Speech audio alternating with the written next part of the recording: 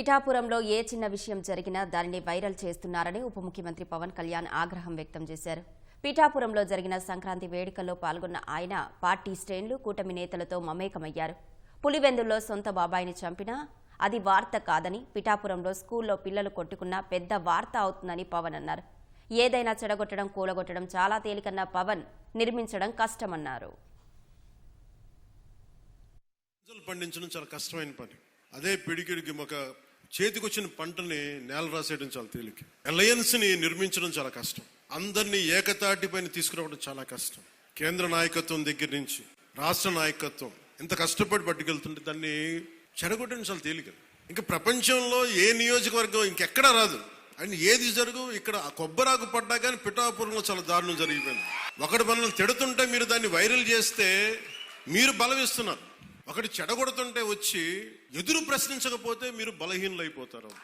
ఒక దేశం కోసం శ్రమించే వ్యక్తిని, అంత మందిని ఏకం చేసే వహించే వ్యక్తిని నాకు మీరు ఇవ్వాల్సింది, మేము ఉన్నాం కాచుకుంటాను, మిగతా వెళ్ళి పని చేయని చెప్తే కదా నాకు ఆనందం. నేను వ్యవస్థని బలోపేతం చేయడానికి వచ్చాను.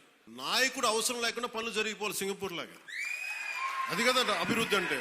ఏ పని కావాలన్నా ఎమ్మెల్యే గారి ఇంటికి వెళ్తే కానీ పనులు అవ్వండి. అట్లా అంటే అది అభివృద్ధి కానట్టే కదా. లెక్క గత ప్రభుత్వంలో మీరు ఎంత ఖర్చు పెట్టారో ఒకసారి చూడండి. నేను గత ఏడాది 308 కోట్లతోటి పిఠాపురం అభివృద్ధికి మనం ఖర్చు పెట్టాం. దాదాపు 60-70% పనులు అవుతున్నాయి. వారి పాలనలో ఏం చేశారని అడిగాను. నాయకులకు ఒకసారి ఇష్టపడి రావచ్చు, ఒకసారి ఇష్టపడి వెళ్ళిపోవచ్చు, కానీ నా గుండెల్లో ఉన్నది మీరు నిరంతరంగా నాది ఉంటారు. నాకు తెలుసు. నాకు అక్కడ వాళ్ళ సొంత బాబాయ్ గారిని చంపినా కానీ అది న్యూస్ కాదు. ఇక్కడ ఇద్దరు బిడ్డలు ఉట్టినే కొట్టుకుంటాం. స్కూల్లో కొట్టుకోరా. పెద్ద స్థాయి ఆలోచన పరిధుల నాయకులే మాట అనుకున్నప్పుడు చిన్నపిల్ల ఏదో అనుకుంటాం.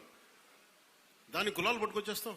పనిచేసే నాయకులు మీరు వెన్నంటి ఉండకపోతే, ఎలక్షన్లు అయిపోయింది మా పని అయిపోయింది అంటే, నేను నిజంగా అలా అనుకుని ఉంటే ఈ రోజున మీకు ఉప్పాడ ప్రొటెక్షన్ వాళ్ళు ముందుకు వెళ్ళదు చెప్తాను.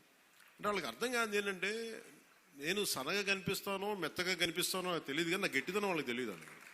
మీరు గొడవ పెట్టుకోవాలనుకుంటే నేను సంసిద్ధంగా ఉన్నాను. ఎప్పుడైనా గొడవ పెట్టుకున్నాను. యుద్ధం ఎందుకు భరిస్తాడు? ఎవడైనా తిడతా ఉంటే బలం ఉన్నోడు భరిస్తాడు, బలహీనుడే ఎదురు తిరుగుతాడు.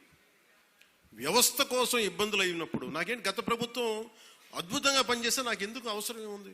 అసలు పాలిటిక్స్ రావాల్సిన అవసరమే లేదు. గోదావరి జిల్లాలో సంక్రాంతి కోడి పందాలు ₹1,00,00,000 చేతులు మారుతాయి అనే మాట పోవాలి సంక్రాంతి నుంచి. నేను మాట ఇచ్చాను మత్స్యకారు సోదరులకి,